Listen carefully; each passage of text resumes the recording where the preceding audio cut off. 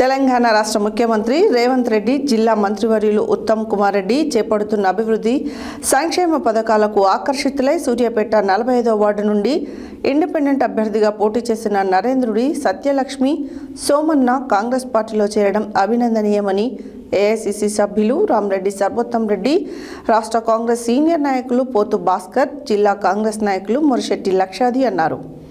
45వ ward నుండి నరేంద్రుడి సోమన్నకి youth నాయకులు నరేంద్రుని హర్షిత్కి గురువారం కాంగ్రెస్ పార్టీ కండువా కప్పి సాదరంగా పార్టీలోకి ఆహ్వానించారు.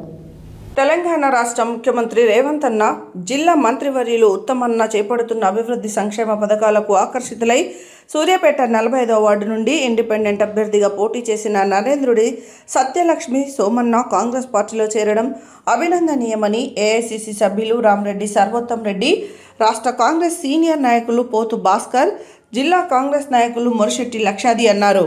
45వ వార్డు నుండి నరేంద్రుని సోమన్నకి యూత్ నాయకులు నరేంద్రుని హరీష్కి గురువారం కాంగ్రెస్ పార్టీ కండువా కప్పి సాదరంగా పార్టీలోకి ఆహ్వానించిన అనంతరం సర్వోత్తం రెడ్డి మాట్లాడుతూ, సూర్యాపేట నియోజకవర్గంలో కాంగ్రెస్ పార్టీ బలంగా ఉందని, సర్పంచ్ ఎన్నికలతో పాటు సూర్యాపేట మున్సిపల్ ఎన్నికలలో 34 మంది కౌన్సిలర్లు గెలుపొందినట్లు, మరో 4 ఇండిపెండెంట్లు మద్దతు ఇచ్చినట్లు తెలిపారు. సూర్యాపేట మున్సిపాలిటీ అభివృద్ధికి కాంగ్రెస్ పార్టీ చిత్తశుద్ధితో పనిచేస్తుందని, మొదటి విడతలో ఇందిరమ్మ ఇండ్లను కేటాయించినట్లు తెలిపారు. రెండో విడతలో కూడా ఇందిరమ్మ ఇండ్లను కేటాయించి నిరుపేదల కళ్ళలో ఆనందం నింపుతామన్నారు.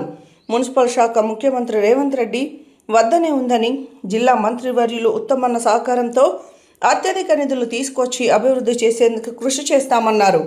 పాత కొత్త నాయకులంతా కలిసికట్టుగా ఉంటూ సూర్యాపేట పట్టణ అభివృద్ధితో పాటు కాంగ్రెస్ పార్టీ బలోపేతానికి, పటిష్టతకు పాటుపడాలని కోరారు.